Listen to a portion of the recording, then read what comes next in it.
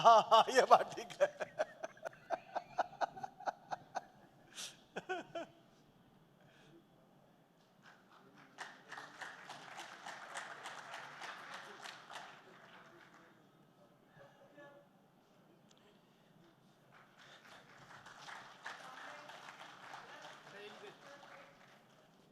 भारत माता की, भारत माता की, भारत माता की जय श्री राम। आप लोग काफी देर से बैठे हुए हैं, तो एक काम करते हैं, जो काम बाद में होना वो काम पहले कर लेते हैं। तो एक बार सब लोग जरा खड़े हो जाएं। अभी टाइमर मत चलाना, ये तो खड़ा कराया। आपको हमारे पीछे पीछे बोलना है, हमें चाहिए आजादी। क्या बोलना है? शब्दों का खतना मत करना कि आजादी आजादी, पूरा वाक्य बोलना है, हमें चाहिए। और दोनों हाथ पूरा ओपन करके, जिसका शोल्डर फ्रोजन वाली समस्या हो वो भी ठीक हो सकती है। हमें चाहिए, ऐसे नहीं। कल मेरा कन्वर्जन का मैटर लगा है, आपकी आवाज सुप्रीम कोर्ट तक पहुंचनी चाहिए। और फरवरी में संसद का सेशन चल रहा है, तो संसद तक भी पहुंचनी चाहिए। तो कैसे जोर से बोलना? हमें चाहिए गुलामी के नाम से, गुलामी के निशान से। ये कौन शब्दों का खतना कर रहा है? आजादी आजादी। मैंने कहा ना, हमें चाहिए आजादी। गुलामी के नाम से, गुलामी के निशान से, गुलामी की कुरीतियों से, गुलामी की कुप्रथाओं से, गुलामिक शिक्षा व्यवस्था से, गुलामिक पुलिस व्यवस्था से, गुलामिक प्रशासनिक व्यवस्था से, गुलामिक न्यायिक व्यवस्था से, गुलामिक टैक्स व्यवस्था से, गुलामिक व्यापार व्यवस्था से, गुलामिक चुनाव व्यवस्था से, लब जिहाद लैंड जिहाद से, रोहिंग्या बांग्लादेशी घुसपैठियों से, धर्मांतरण कराने वाले मिशनरियों से, धर्मांतरण कराने वाले जिहादियों से, बम विस्फोट, जनसंख्या विस्फोट से। मैं बोलूंगा घर वापसी कराएंगे, आप कहेंगे हिंदू राष्ट्र बनाएंगे। घर वापसी कराएंगे, घर वापसी कराएंगे, घर वापसी कराएंगे। मैं कहूंगा एक देश एक विधान, आप कहेंगे मांग रहा है हिंदुस्तान। एक देश एक विधान, एक देश एक विधान, एक देश एक विधान। सम्मानित मंच को प्रणाम करता हूं, सामने बैठे जो हमसे बड़े हैं सबको प्रणाम करता हूं, जो छोटे हैं उनको स्नेह भेंट करता हूं। राजेश चेतन जी और भाई संजीव गोयल जी को विशेष रूप से आभार व्यक्त करता हूं। अब तो लगता है रेगुलर मेंबर हो गए हैं, और कुछ नहीं तो भोजन करने के लिए तो आ ही सकते हैं। तो लगातार कार्यक्रम हो रहा है। हमें लोग कहते थे खर्राटा बहुत खतरनाक होता, लेकिन हमें समझ में नहीं आई थी, आज अभी तक पता चला। कल मैं मेवाड़ एक्सप्रेस से आ रहा था चित्तौड़गढ़ से इसी कार्यक्रम को अटेंड करने के लिए।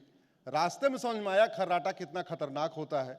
हमारे साथी जो सज्जन बैठे थे, फर्स्ट क्लास का कोच था, पूरा बधा हुआ, उनका खर्राटा कहीं बाहर भी नहीं जा पा रहा था। हर 2 घंटे में उनको खोदूं तो वो उनका खर्राटा बंद हो जाए, लेकिन मेरे सोने से पहले उनका दोबारा खर्राटा शुरू हो जाए। तो रात भर हमने पूर्ण खर्राटे का आनंद लिया और खर्राटे को अनुभव किया, और फिर समझ में आया खर्राटा भी एक बीमारी है। 100 वर्ष की संघर्ष की यात्रा चल रही है, 100 वर्ष की अपनी संघ की यात्रा है, और यात्रा पे सब पूरी बातचीत हो गई है। मुझे जो विषय दिया है, सनातन की चुनौतियां। मेरा मानना है सनातन और भारत एक ही चीज है, सनातन और हिंदुत्व तो एक ही है। तो जो सनातन की चुनौतियां है वही हिंदुत्व की चुनौतियां है, वही भारत की चुनौतियां हैं। और जो सनातन की चुनौतियां, हिंदुत्व की चुनौतियां हैं, भारत की चुनौतियां हैं, वो हमारी भी चुनौतियां हैं, हमारे बच्चों की भी चुनौतियां हैं, हमारे बेटे की चुनौतियां हैं, हमारी बहू की चुनौतियां हैं, हमारी बेटी की चुनौतियां हैं, हमारे दामाद की चुनौतियां हैं, हमारे नाती पोतों की चुनौतियां हैं। चुनौतियां क्या क्या है? सबसे पहली चुनौती है कि डेमोग्राफी बदल रही है, और बहुत तेजी के साथ बदल रही है। अच्छी बात है, हम कहते हैं कुछ बात है कि हस्ती मिटती नहीं हमारी, कड़वी सच्चाई है हमारी हस्ती भी मिट रही है, हमारी बस्ती भी मिट रही है। डेमोग्राफी बदली, दुर्योधन का ननिहाल गंधार अफगानिस्तान हो गया, हमारी हस्ती मिट गई, हमारी बस्ती मिट गई। डेमोग्राफी बदली, राजा भरत का ननिहाल जहां से माता कैकेयी आई थी वो पाकिस्तान हो गया, हमारी हस्ती मिट गई, हमारी बस्ती मिट गई। डेमोग्राफी बदली, बंगाल के 2 टुकड़े हुए थे और फिर डेमोग्राफी बदली, तो जो ईस्ट बंगाल था, जो बांग्लादेश कहलाता है, आज की डेट में वहां हिंदू, जैन, बौद्ध, सिख प्रतिदिन प्रताड़ित किए जा रहे हैं। मकान दुकान पे कब्जा किया जा रहा है, खेत खलिहान पे कब्जा किया जा रहा है, पिता के सामने बेटी का बलात्कार हो रहा है, पति के सामने पत्नी का बलात्कार हो रहा है, बच्चों के सामने मां का बलात्कार हो रहा है, और हम लोग यहाँ बैठ के कुछ कर नहीं सकते हैं, कुछ क्या करेंगे समझ में नहीं आता है। और एक बात याद रखिएगा, बांग्लादेश में संविधान है, बांग्लादेश में संसद है, बांग्लादेश में सेना है, बांग्लादेश में मिसाइल है, बांग्लादेश में हाई कोर्ट है, बांग्लादेश में सुप्रीम कोर्ट है, कोई हिंदुओं को बचा पा रहा है क्या? जोर से बोलिए जरा। इसका मतलब सबसे इंपॉर्टेंट यह है, अच्छा आज की डेट में बांग्लादेश वाले बंटे भी नहीं है और फिर भी कट रहे हैं कि नहीं कट रहे हैं? जोर से बोलिए, कट रहे हैं। आज की देश में बांग्लादेश वाले आपस में डिवाइड नहीं है, एक हैं फिर भी सेफ नहीं है। इसका मतलब यह हुआ घटेंगे तो, जोर से बोलिए, घटेंगे तो भारत में घट रहे हैं कि नहीं घट रहे हैं? अगर आपको समझना है कि घट रहे हैं तो नहीं घट रहे हैं, तो एक काम करो, अपने लोकसभा की वर्तमान वोटर लिस्ट और 25 साल पुरानी वाली वोटर लिस्ट को कंपेयर करके देख लो। और कब छोटा काम करना है, अपने विधानसभा की वर्तमान वोटर लिस्ट 25 साल पुरानी वोटर लिस्ट को कंपेयर करके देख लो। और कम काम करना है, अपने वार्ड की वर्तमान वोटर लिस्ट 25 साल पुरानी वोटर लिस्ट कंपेयर करके देख लो, फिर पता चलेगा 25 साल में आप कितने घट गए। बहुत तेजी के साथ घट रहे, घटने के कई सारे परिणाम हैं, और ये जो घट रहे हैं यही हमारी सनातन की चुनौती है। घट कैसे रहे हैं? सबसे बड़ा घटने का कारण है भ्रष्टाचार, घटने का कारण है झूठी शिकायत, घटने का कारण है झूठी जांच, घटने का कारण है झूठा फैसला। ऐसे ऐसे शिकायतें हो रही हैं जिसको बाहर होना चाहिए था, आपस में कंपटीशन के चक्कर में झूठी शिकायत हो गई, दहेज की शिकायत, फलाने की शिकायत, SC ST की शिकायत, बलात्कार की शिकायत, आपस में कुछ और कहानी कुछ अलग थी, झूठी शिकायतें कर दिया। जो बाहर रहता, शादी विवाह होता, उसके बाल बच्चे होते, परिवार बढ़ता, वो जेल में चला गया, शादी विवाह खत्म, परिवार खत्म, सारा मामला खत्म। हम दूसरा कैसे घट रहे हैं? घट रहे हैं लफ्ज़ जिहाद के कारण। आप लोग आंकड़ा कर उठा के देख लीजिएगा, 5 लाख बहन बेटियां साल में गायब हो रही हैं। 5 लाख में से 1.5 लाख तो वापस मिल जा रही हैं और 3.5 लाख वापस मिलती नहीं है। 3.5 लाख बहन बेटी साल में अगर लफ्ज़ जिहाद का शिकार हो रही है, यानी 1000 बेटियां पर डे लफ्ज़ जिहाद का शिकार हो रही हैं। पहले ये काम करते थे, जो नाई का काम कर रहे थे, धोबी का काम कर रहे थे, इलेक्ट्रीशियन का काम कर रहे थे, प्लम्बर का काम कर रहे थे, अब ये काम डॉक्टर कर रहे हैं, इंजीनियर कर रहे हैं, प्रोफेसर कर रहे हैं। आपको अगर न्यूज़पेपर पढ़ते होंगे तो आपको पता होगा, किंग जॉर्ज मेडिकल कॉलेज का एक लड़का आज डॉक्टर पकड़ा गया है, उसके कनेक्शन में कितनी बातें सामने आ रही हैं। हम घट रहे हैं घुसपैठ के कारण। 5 करोड़ घुसपैठिए भारत में आ चुके हैं। मेरी सुप्रीम कोर्ट में PIL है, उसमें मैंने राज्यवार आंकड़े दिए हैं।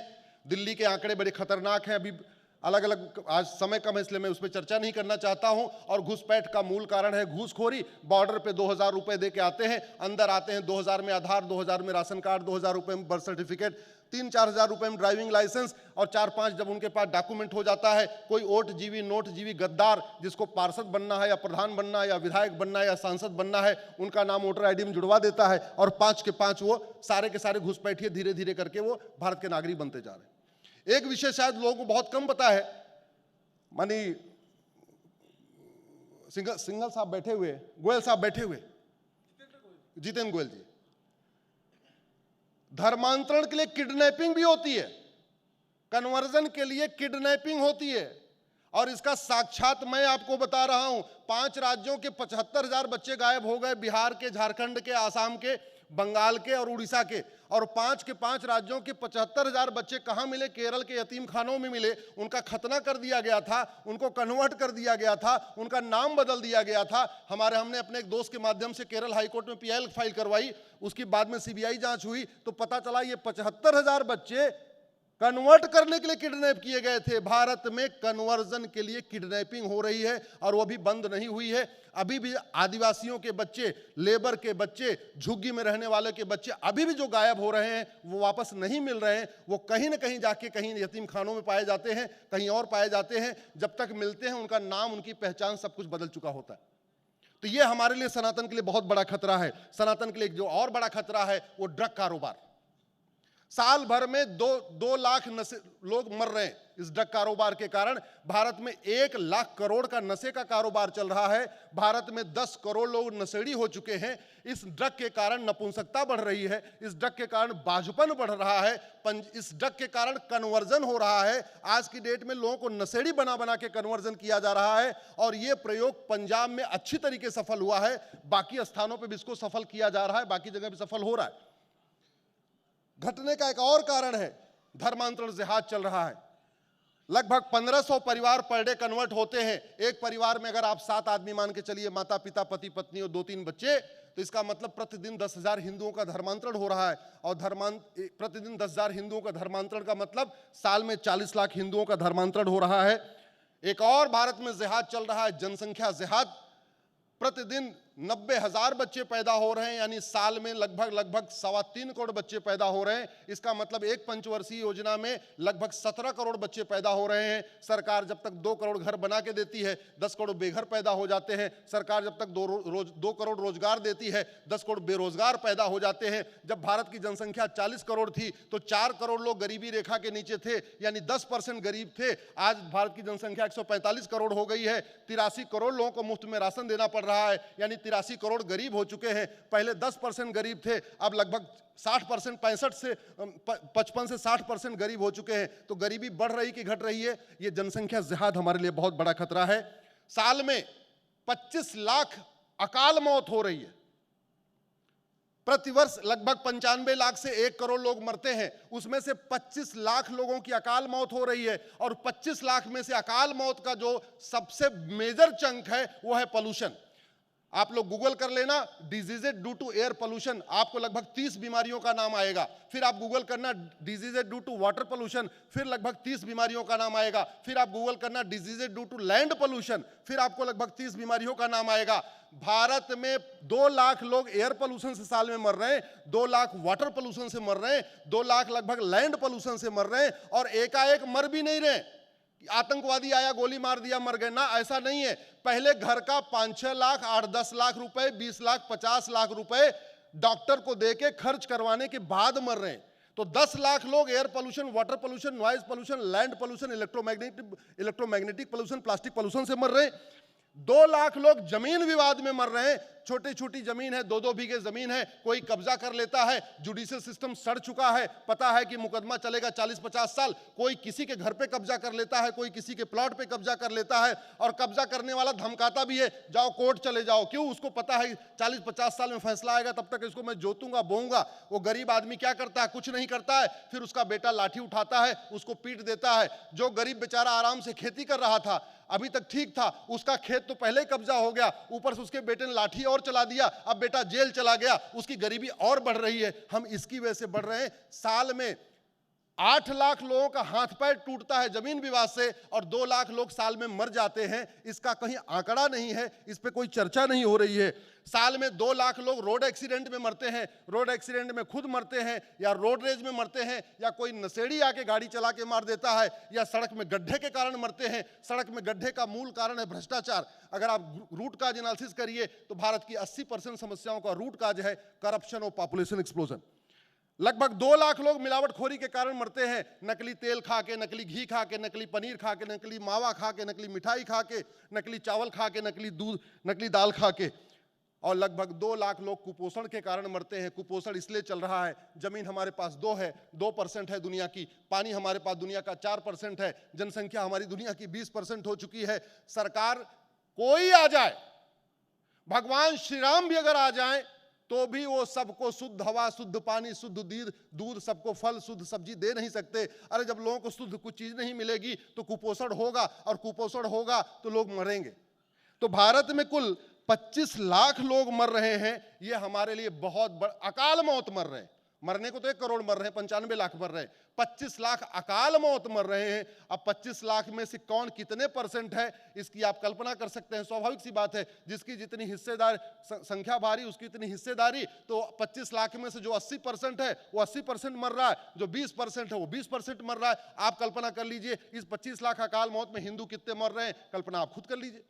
भारत की डेमोग्राफी बहुत तेजी के साथ बदल रही है। भारत में 28 राज्य हैं, 8 केंद्र शासित प्रदेश हैं, टोटल हो गए 36। 36 में से 9 राज्यों की डेमोग्राफी बदल चुकी है। मेरी पीआईएल सुप्रीम कोर्ट में चल रही है। 9 राज्यों में डेमोग्राफी मतलब बदलने का मतलब 25% राज्यों की डेमोग्राफी बदल चुकी है। भारत में कुल 800 जिले हैं, 800 जिलों में से 200 जिलों की डेमोग्राफी बदल चुकी है, यानी 25% जिलों की डेमोग्राफी बदल चुकी है। भारत में कुल 6000 तहसीलें हैं, 6000 तहसील में से 1500 तहसीलों की डेमोग्राफी बदल चुकी है, यानी 25% तहसीलों की डेमोग्राफी बदल चुकी है। भारत के बॉर्डर पे कुल 300 तहसीलें हैं और 300 की 300 तहसीलों की डेमोग्राफी बदल चुकी है, यानी बॉर्डर की 100% तहसीलों की डेमोग्राफी बदल गई है। अब आप कल्पना करिए, ये जो डेमोग्राफी में बदलाव आ रहा है, ये जो अकाल मौत हो रही है, अगर इसको नहीं रोका गया तो 20 से 25 साल के बाद हमारी हालत क्या होगी। इसलिए मैं कहता हूं, घटेंगे तो, जोर से बोलिए, घटेंगे तो, घटेंगे तो, घटेंगे तो। और ये घट रहे हैं लफ्ज जिहाद, लैंड जिहाद, धर्मांतरण जिहाद, घुसपैठ जिहाद, जनसंख्या जिहाद के कारण। एक आंकड़ा और आपको बता देता हूं, भारत की 100 लाख एकड़ जमीन पर अवैध कब्जा हो रखा है। इस पे मेरी पीआईएल चल रही है। 40 लाख एकड़ जमीन पर वक्फ बोर्ड का कब्जा है, 40 लाख एकड़ जमीन पर चर्च और मिशनरियों का कब्जा है, और 20 लाख एकड़ जमीन मजार, दरगाह और पक्का कब्रिस्तान बना के कब्जा कर लिया गया है। जबकि मजार बनाना, मजार पे जाना हराम है, दरगाह बनाना, दरगाह पे जाना हराम है, पक्का कब्रिस्तान बनाना, पक्का कब्रिस्तान पे जाना हराम है। इसलिए Arab, Dubai, Kuwait, Bahrain, Abu Dhabi में एक भी मजार नहीं है, एक भी दरगाह नहीं है, एक भी पक्का कब्रिस्तान नहीं है। और भारत में आपको हर 1 किलोमीटर पे या तो एक मजार मिलेगी, या एक दरगाह मिलेगी, या एक पक्का कब्रिस्तान मिलेगा। समाधान, कुछ समाधान सुप्रीम कोर्ट से होगा, कुछ समाधान संसद से होगा, लेकिन जैसा गोपाल आर्या जी ने बताया, अब सबको हिलाना पड़ेगा। तो पहले, अभी तक हम कहते थे जागो हिंदू जागो, जोर से बोलिए, जागो हिंदू, जागो हिंदू, जागो हिंदू। अब इसके साथ थोड़ा और जोड़ना पड़ेगा, अब बोलना पड़ेगा जागो विधायक जागो, जोर से बोलिए, जागो विधायक जागो। विधायक को जगाने में आवाज कहां पर रही है, डरते हैं क्या? बोलो, जागो विधायक जागो, जागो विधायक जागो, जागो सांसद जागो, जागो गांधीवादी जागो, जागो लोहियावादी जागो, जागो अंबेडकरवादी जागो, जागो पेरियारवादी जागो, जागो हिंदू जागो। बहुत बहुत धन्यवाद, बहुत बहुत आभार। अब 10 मिनट में इतनी बात हो सकती थी, इसके अलावा ज्यादा तो हो नहीं सकती। शेष बातें यूट्यूब के माध्यम से, फेसबुक, ट्विटर के माध्यम से बातें होती रहेगी। बहुत बहुत धन्यवाद संजीव जी का, बहुत बहुत धन्यवाद चेतना ग्रुप का, पूरे परिवार का बहुत बहुत धन्यवाद करता हूं। आप लोग इतनी देर से बैठे हुए हैं, आप लोगों को विशेष रूप से आभार करता हूं। भारत माता की